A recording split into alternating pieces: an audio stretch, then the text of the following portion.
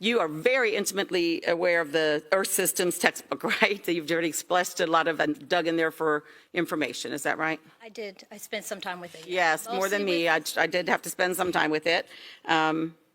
I was also tasked, I was originally on the curriculum writing for one of the units, so. Excellent. Yes, Okay. started So, on it now. yeah, so I'll show you, and then maybe this is some, in one way, because I'm not as about chapters being closed down. I didn't get an option. I still don't have an option. I'm trying to find an option, right? So let me just, some pieces that I would say, is this science? Is this opinion? Where's the data sources and where's the balance of presentation? We want critical thinkers in our school district. So for example, let's say, when experts, this is on page 189, when experts disagree, it's difficult for the public. If global energy, when experts disagree, it is difficult for the public if global energy demand exceeds the world supply. If we continue, we will push Earth systems to towards catastrophes. A summary in 6.3, as prices of conventional fossil fuels rise, non-renewable energy resources have the potential to meet all of our energy needs. Is that science? Is that fact? Or that's false? Or is that opinion? Can wind, solar, geothermal, hydroelectric, and biomass fuels literally replace all the world's needs for energy? I don't know if that's science or not. I have a question. There's an oil company person here. Summary at the end of the chapter. Uncontrolled human population growth can deplete resources. Due to our population and technological advances, humans have become a significant engine of change. Agree or not? Let's see what kind of change. In recent human history, people have caused such drastic things are making permanent changes to the Earth systems. That can be true. I don't like seeing a big mass of water bottles floating in an ocean somewhere, but I also know that an earthquake happens and it tilts the degree of the Earth by a degree or half a degree, and that changes the patterns of the winds of the Earth. So there are balanced opinions about what happens in that phenomenon. It's not just humans. In chapter 21, the consequences of climate change. Work in a group. Select an area affected by climate change. Categories include human population growth. In chapter 21, global warming will affect precipitation and snowmelt, cause extreme weather, alter biodiversity, melt Arctic sea ice and glaciers, add to the acidification of the oceans, and cause sea level rise. Is that true? Where's the data? Where was the reference?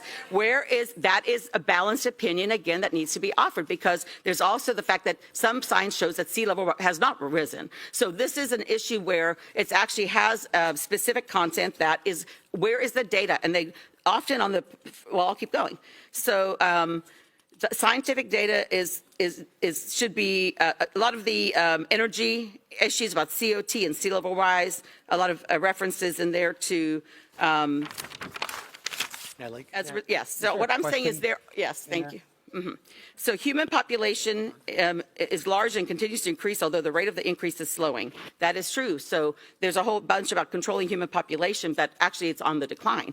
So I would say my question isn't about you and your professionalism and the teaching the textbook. It's like, it's literally about some of the content in there. And so it's not a whole chapter I have trouble with, but there are a few items in there that are not as robust in the scientific data that they provide to give the critical thinking and the balance. And so I would like to see if there would be an option to use materials in balance.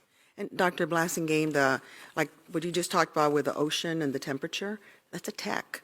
It's tech 12D, and it says analyze. Read the T. Yes, read the T, please. Can I read it? May I read it too? It says analyze recent global ocean temperature data to predict the consequences of the changing ocean. Analyze means you present data that presents both sides, and the kids analyze it and become critical thinkers. And okay, we are recording this. We can't get a clear recording. If the audience can't sit quietly, you'll be removed. And then there's texts in, I think in this one as well as another one, that talk about not just the negative impact that humans have had on the environment, the ecosystem, but the positive impact as well. So I definitely saw that, and I didn't see it as balanced in the presentation in the textbook, so that might be what the committee teachers can write. is a way to present it in a balanced way. And I know TEKS. I was a teacher. I'm a teacher. I've been a principal. I've been in charge of schools teaching TEKS for a time. I do get how TEKS can be interpreted.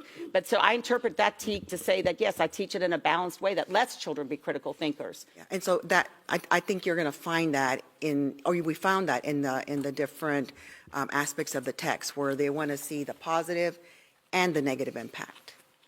So I would say I never asked for chapters. That was the only choice I was given. I have some content that is